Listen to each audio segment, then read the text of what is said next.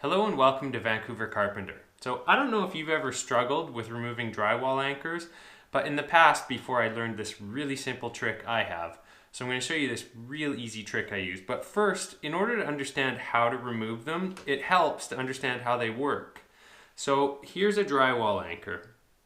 Now the drywall is a 1/2 inch thick, so what happens is when you first put the anchor in, this thing's nice and closed up like so. And as you push this in and then start to feed the screw in, what happens is this starts to expand and it creates a bunch of friction. And you can also see the way these little wedge things are shaped. That helps it not withdraw as easily. So basically it just creates a little wedge. So what you'll need is a screwdriver, and a hammer of some kind, or pliers, anything that you can grab the end of the screw with. So this is a really easy job, and all you're going to do is you're just going to put the screw into the anchor just a little bit, so maybe like a 1/4 inch, just enough till it bites, and you're just going to pull it out. The reason that works so easily is because you don't put the screw in far enough to start to spread these. You just take it out, really quick and easy. In that case, I even just pulled it out with my hand, but you can also use the claw of a hammer really easily. Next, let's really quickly fill these. I'm going to knock off all this stuff and put a little bit of filler on each one. Just using a 1-inch putty knife here. Just trying to make sure that actually gets full.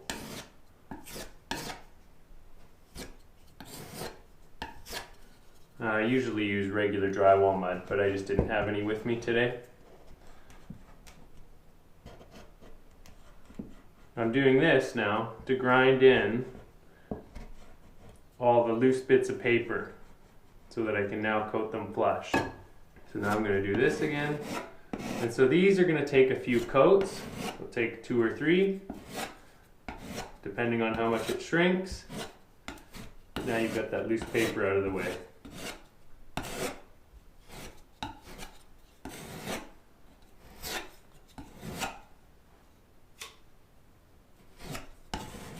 This stuff is not as easy to work with as drywall mud.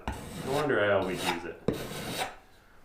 Now if you don't want to have to do 2 or 3 passes on these, and you don't mind sanding, what you actually can do at this stage is actually put it on thick. So right there I've got it on about 1/8 of an inch thick.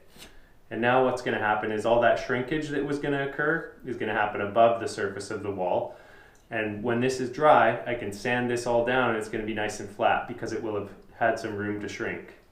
So that's my simple trick of how to deal with those. So the screw I was using is a number 8 screw, and that is the thickness of the diameter. So your number 8 is your standard framing screw, your general sort of all-purpose screw. Number 6 is a smaller one. Drywall screws are number 6. And number 10, you might need those to get out some of the wider plugs. Any of those screws can be found in your big box stores if you don't happen to have one of those jars full of every sort of random screw that most homeowners have. But yes, just look down the aisles of a big box store and you're going to see number 6, number 8, number 10, number 12. I don't know how much bigger they go. I think by that point you're starting to get into a lag bolt. Anyways, that's my simple trick, so thanks for watching Vancouver Carpenter. Be sure to stay tuned. I'm always posting videos with lots more little tricks of the trade. If you found this video useful or you want to support the channel, just do all those YouTubey things and like, subscribe, and blah, blah, blah. Anyways, till the next video.